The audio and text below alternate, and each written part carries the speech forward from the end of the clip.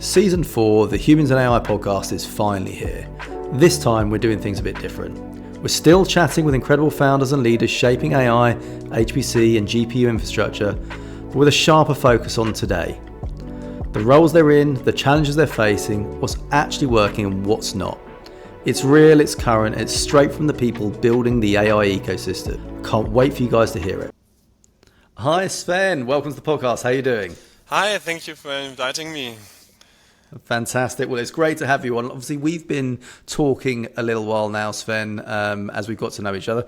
But for the benefit of the listeners, do you mind just doing a little bit of a higher level helicopter introduction as to who you are, the company you're working in, and the role that you're doing for them, if that's all right?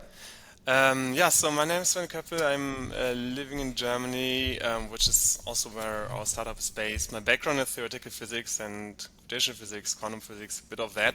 I carried out a PhD in computing mergers of black holes on supercomputers, so something very, very far away from, literally far away from what people are doing every day.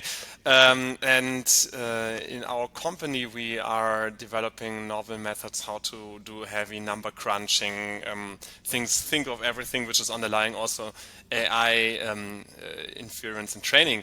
And we are really building hardware. So that makes it very special in the point that there are not so much companies in building novel computer generations and so on. I'm filling out the CTO position there, so together with the CEO, we lead a team of about 20 people working on this really interesting topic. Fantastic. So obviously Anabrid then, so you started and co-founded Anabrid back in, I think it was about 2020. Mm-hmm. Obviously before that, what were you doing? Were you in business, or were you again doing your PhD? How did that sort of work? So indeed, that was like made my PhD in between 2016 to 2019, and more or less immediately afterwards found my co-founders. So didn't spend a single day in another company. Yet it's not like I'm totally out of business. So I also have had in previously some other affiliations and did some freelancing and consulting and this kind of stuff. So it was kind of minded towards startup thinking, mm-hmm. And this way it's not really surprising that I did this move from academia to, I could say, private research, or this is a very research focused topic. No, absolutely. So, and Anabrid obviously, it talks about high performance computing, supercomputing, and uses the word analog. And people have this impression of analog, and probably therefore have a slightly misunderstanding of what it is that you guys are trying to achieve. So, do you want to just talk us around the actual the products and the services that you're building? In fact, so the word analog is always kind of a showstopper, or preventing people from really grasping the essence. So eventually we are thinking of having or building computers which can be used as co-processors or afterburners for things, or offloaders, you can also take this term. In a similar way as you're using an NVIDIA graphics cards these days to offload heavy tasks on this dedicated machine. And the fact that the machine is working internally in analog is not really relevant. I mean, let's be honest, that the digital interface people are coming from the digital world, so it doesn't really matter. So we can make a deep dive into the technology, talk more about what is actually analog and what does it mean, but on an application level, it's really an accelerator for certain compute tasks. And you can think of having then drop-in plugins in your codes where you can just say, okay, I got this problem, I run it on this dedicated machine. Okay, absolutely. And so in terms of obviously those tasks that people will be carrying out, I mean, who's the ideal user for Anabrid then, really? What's the market that you're going after?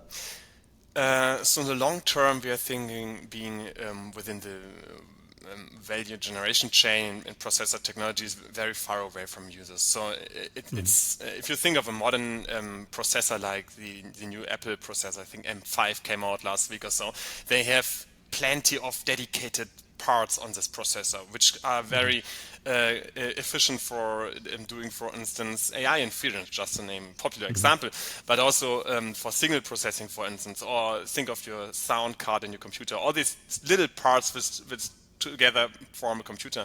And nowadays you don't take a smartphone in the hand and wonder, well, will I use my digital sound processor today or not? It doesn't matter, it's just there and it's used by the software. So that's our long-term vision, that we are just becoming a part of a software ecosystem where it's just naturally used because it's available within the processor technology. And it's even our vision that we think that we can embed this technology into every computer and every smartphone in the world. And would this be sort of maybe a substitute or an alternative to perhaps an NVIDIA GPU, for example? Exactly. How would that work? Exactly. Yep. I mean, that's of course a bit simplifying, but that's exactly how you can comprehend what is this doing in the end of the day. So it's a machine which then hopefully uses a lot less energy and is a lot faster than an NVIDIA graphic cards, which is kind of our value proposition. And this makes a difference in the end for your battery lifetime, or the even emerging talking about emerging industries where you can put now computing power to places where you couldn't, were simply limited by what is available on the market. And just to give a little bit of context then about that, so when we look at outperforming performances around obviously energy usage and obviously speed and what have you, are you able to give a bit of context exactly the improvements and the differences you'd be making as opposed to using an NVIDIA? Yeah, so we did some benchmarking. That's where it goes into kind of the research part or R&D part when we're evaluating our own technology. And on the very surface level, very traditional, kind of not being in favor of our technology, we estimated some ballpark numbers which give us an estimate that we are like 1,000 times faster than any existing CPU technology.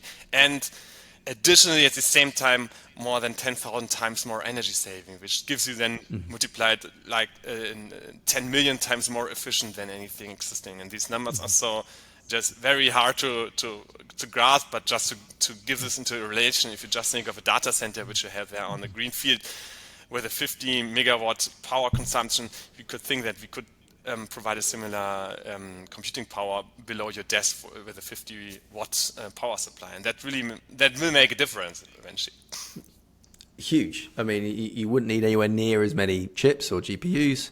You wouldn't need to run all those workloads. And again, like you say, just from the individual piece of a chip, less power as well. So everybody's talking now about energy. Everybody's talking about the cost of energy, about being greener and more sustainable. So I can see why you're obviously going down this route. And in terms, obviously, I appreciate you're the CTO, Sven. So it's maybe a question that more for somebody in the sales organization. But how are you going to market with such an amazing sort of product? I mean, is it ready to go to market just yet, or how are you building partnerships with service integrators? How are you actually bringing this to the customer base? So we have a very unconventional way of how we started this. This was kind of given by the nature of the technology that we could start with something very big and clumsy as a kind of a prototype. So we built machines which are kind of rack level, or think of a big cabinet, and we already sell these machines, but they are not yet as compact and as an NVIDIA graphic cards, obviously, and we are now working on integrating this more and more smaller sizes. And however, this is typically a thing where people misunderstood what we're doing, because I think we are just building these clunky machines and selling them. However, for us, it's kind of a milestone within our development towards microchip. That's our long-term vision, and being a startup, developing CMOS technology is very expensive, takes very long. And it's also these times in hardware development are super, super long. I mean, 5 years now gone away. I mean, we make substantial progress, but it's on a level that we can now fill a room with different machines which we build and say, look, here we made a one step towards within 1 year, and things happened and so on. And there are people interested in buying these prototypes. We also were able to reach some industries we were never interested in. For instance, we made some educational device which was about the size of an iPad, and this sold like mad. This is called the Analog Thing, and this was super popular because it was so affordable, don't want to say cheap, but it's just this was basically a B2C market we never were interested in the first place, and yet we have it, and we're still doing this as a side project, but that's our current situation, that we're kind of broad, having different markets, different products for different markets, and yet most stuff is kind of a level of prototypical. If some industry partner wants to get hands-on, they can do that. They can even put hardware in their labs if they want, but it's still in the TRL level. If you think of the end product, so technological readiness level, that's kind of low, despite these individual products are very high in TRL, but doesn't say you anything in the end. Okay, right, sure thing. And then, so obviously, with where you are as an organisation, going back to the beginning, obviously we talked about your PhD, and then you obviously met your co-founders. Obviously, it's quite important, choosing the right sort of co-founders. Yeah, so how right. did this sort of come about? Because obviously, we see it, sometimes it works. I think often, people that found a business by themselves find it quite lonely. They're not able to sort of knowledge share and brainstorm and take the pressure of building a business, with somebody else. So getting co-founders is great, but how did you choose them? So I would say most things come by chance. So it's just knowing people from somewhere, getting together, finding that something interesting, and finds common ground. It was also the case here that I met Bernd Ullmann, who's some kind of the globally recognized person on this topic, and I knew him since a long time because we shared a common hobby, which is carrying out our own private museums on computer technology. This was kind of the connection, and then he decided to make his hobby to a profession and build a novel kind of computer, which is kind of mimicking, working the way how these historical museum computers are working, which is kind of crazy because if you think of it, it's not a university spin-off, it's more kind of a museum spin-off. And I found it interesting anyway, because it still had this academic connectivity to all these topics of how to use it, solving current day problems, also in terms of hardware and scaling, and numerous problems arising on the horizon in various different topics. So he wasn't alone at the time I met him. He already had two other guys. So in the end, it was basically me as a late co-founder joining the team of three people which already found themselves, and being about to found down the company and going the next steps. And we had another person on board, which was a professor for microchip design, so he's really also contributing the expert knowledge. The guy I was talking about in the first place, Ben Ullmann, is also a professor, so we had two professors. Typically, deep tech setting that you have some people with a professor background. When you talk about this with VCs, they always assume the professors are still at their chairs at the university and doing this kind of a side project. This was not the case with us. It was kind of a different setting. It's always very hard to explain why this or where this setting differentiates. And then as a fourth person, we had a business guy who was filling out the CEO position in the end. And for myself, I think of myself being as a physicist as somehow you are somebody who's not an expert in anything, but very, very broad in being able to look into all these topics and connecting them. I think that's very typical for people with a physics background. So that's how we formed in the first place, without any connection to an university, at least not an official one. So we were also IP uncontained. That's can also be a benefit. On the other hand, having a connection to university also can bring you free rooms, lab space, all this stuff, which makes life very hard in early days. But we also had an exceptional situation that we had very good connections in Germany, for instance, with the Federal Agency for Leap Innovation, or how it's called in Germany, the Sprint, which is one of these DARPA clones. I mean, there are a couple of ones in Europe. France also had their one. I think even at the European Union level they have one. But they were also founding at the same time, and we were kind of the lead project for them. And this also gave us significant funding situation from day one, which was very practical to make next steps. Absolutely. So it's quite funny actually. It's not very often you hear somebody, a PhD person, say that they're not an expert in anything. So clearly very humble. But it's so obviously you've got all these brilliant brains, these really big thinkers within compute and and deep tech. So obviously you also, what was missing, brought in somebody more on the commercial side to help actually turn this into a stable business by all accounts. But actually partnerships and ecosystems and labs and accelerator programs, you've been involved in those as well then, have you? Yep. So I mean, and that's huge. That's very interesting. I mean, I think in all these cases it has been like the reverse way of how it's typically done. For instance, just has been a few weeks ago, I joined in Heilbronn in accelerator center. It's kind of a smaller one, but yet I think they at Heilbronn they are now building the biggest AI campus in Europe. So they have billions of money. They're just huge.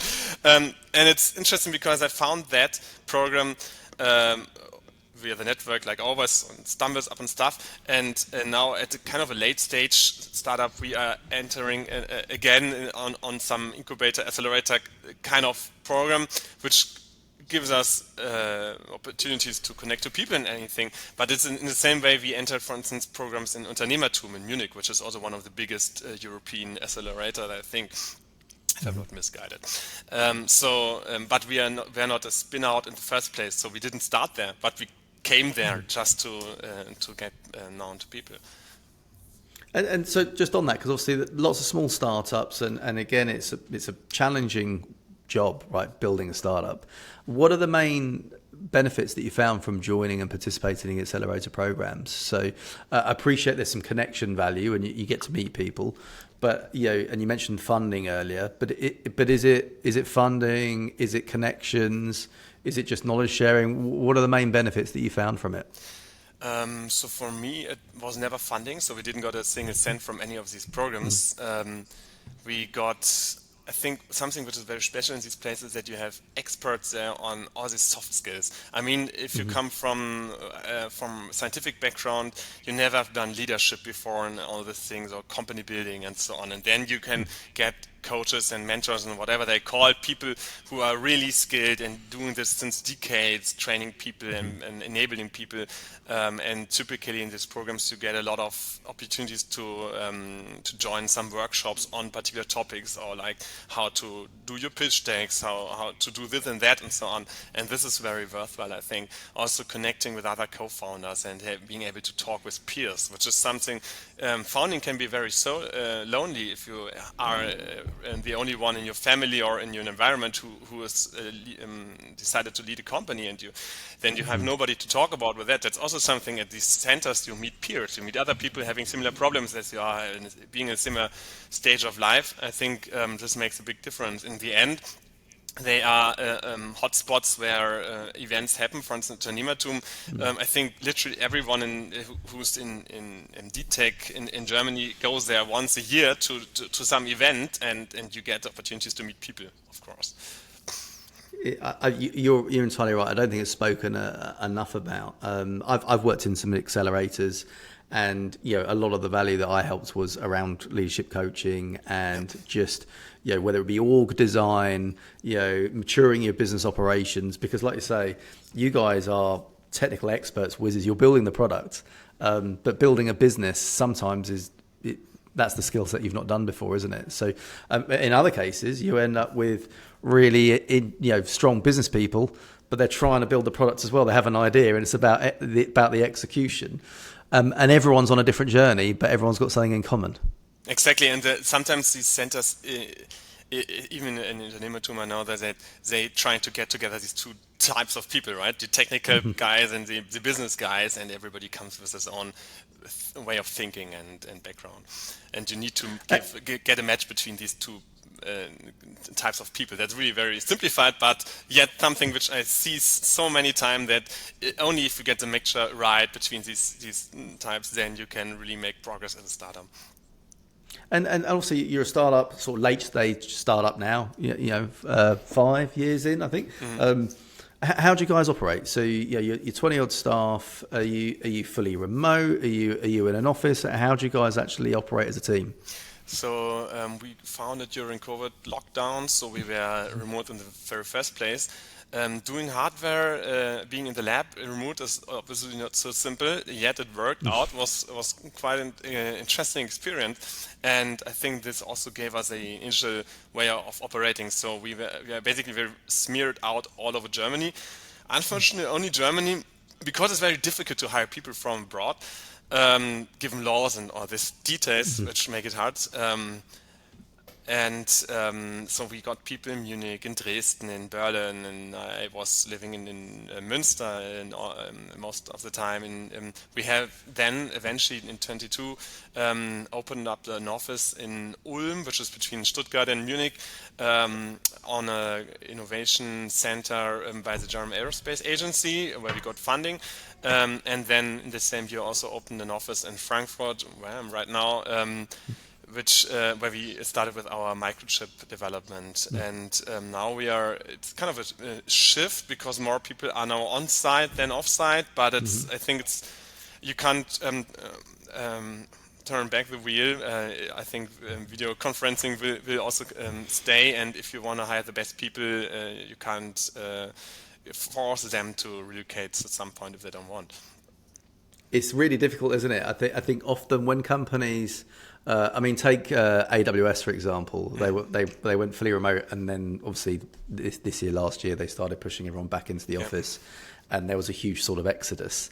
So it's a big challenge. So how do you sort of create that sort of balance? Because obviously, when you've got some people in the office, some people remote, can sometimes create cultural divides. You're trying to bring people in as part of the team. Being remote fully is quite a lonely thing, but some people prefer it. Yeah. So how do you actually create that culture? So we have different strategies. For instance, in one group in the company, the group leader says there's a kind of come together intensive week, or call it power week if we want, in Ulm, where all the team comes together and has basically discussions from morning until the evening. And if you do this then once a month, then it can have quite an impact. Yeah. And another, then there are also the more classical models where we have people commuting from a bit longer, like 2 or 3 hours, but then coming in for 2 days a week or so.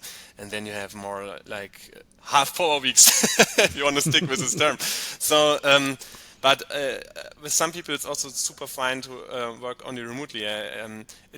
Sometimes it took years before I met a guy physically in the first place. And it's always interesting if you think that you know somebody very well, and then you see him or her the first time, the visual appearance can be so different from what you're thinking the person is behaving and looking like, and so on. But that depends a lot also on the work, of course, and for us, for instance.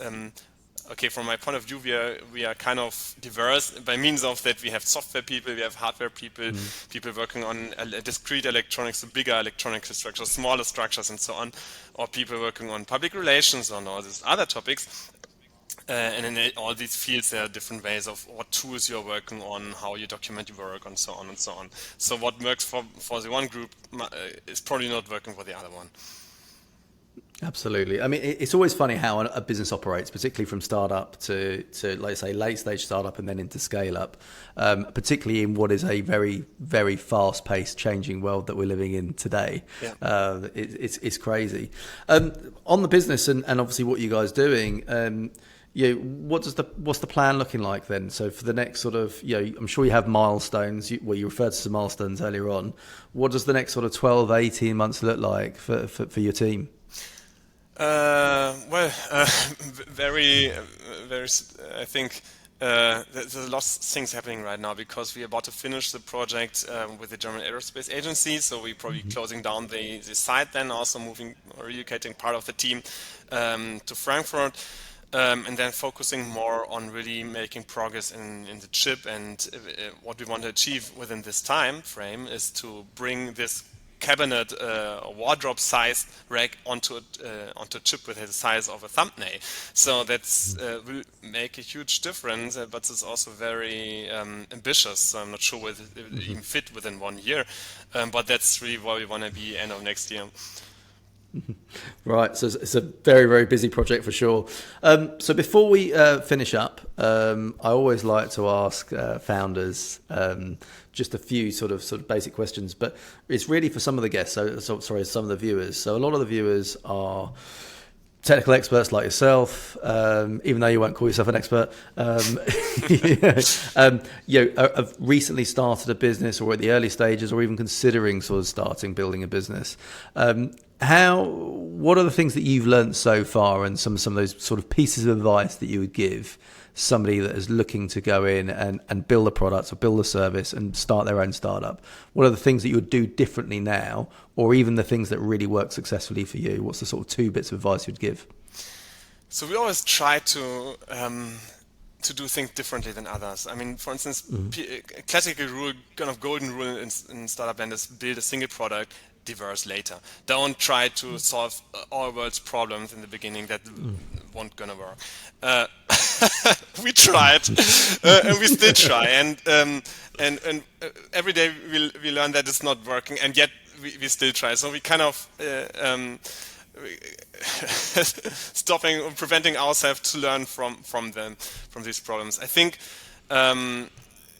in the end, the way how to do a deep tech startup is very similar in a way. You have to solve your technical problems, do a lot of check marks there, and then you get business traction. I think the team setting in the very beginning, co-founders, that's certainly one of the most important things, and it's similar maybe to marriage. Problems which are very small in the beginning, they can become very, very big in the late stage, and therefore it's probably useful to talk about these different points of view or different ways of how to solve some problems already very early, to make clear that this won't become a big explosion after a few years. And then I think, I really like this way of working, and for me it was super surprising that you can do private research in such a way. I was always thinking that if you're leaving academia, then things are getting incredibly boring, but in startup land it's still exciting. And what else could I say to give it as an advice? I think being very honest, that's something we are doing, because it's so typically German engineering style. Like you talk very clearly or very directly about your product. That's probably not the best way to do. I learned it so many times that this typically American way of, I think in Germany you have a certain view of stereotype of how people in the US are doing business, and how they are probably overselling all these things. But that's the way how you get visibility. That's the way how people buy what you're selling them on pitch decks and so on. So one has to get to this attitude. Otherwise, there's this certain amount of, to be honest, I would call it lying within a sales pitch, and you need people who are able to do that, and who are able to match the line, and that's something you should also clearly do them in an early stage. Absolutely. Well, and I think also on top of that, I think particularly early stage startups is maybe get that affiliation with an accelerator or incubator, just for all that added value and that knowledge and that sort of collaboration you receive. Yeah. But look, this has been fantastic. I'm really keen to keep seeing what's going on, with Anabrid and watch your innovations and as you build. So I'll be keeping in touch and waiting to learn more, and maybe we'll get you guys back on the podcast in the future as well, to see the latest developments. All right, well, it would be interesting to tell you more. Yeah. Fantastic. Thank you very much. Cheers. Appreciate it. Thank you for having me. Bye. And that's it for this week's episode of Humans in AI. A huge thanks to my guests for sharing their insights, and to you for tuning in. If you enjoyed the conversation, don't forget to hit follow, share it with someone in your network, and let me know what you think. There's plenty more coming this season as we dive deeper into the people, the companies, and the ideas shaping AI right now. See you next time.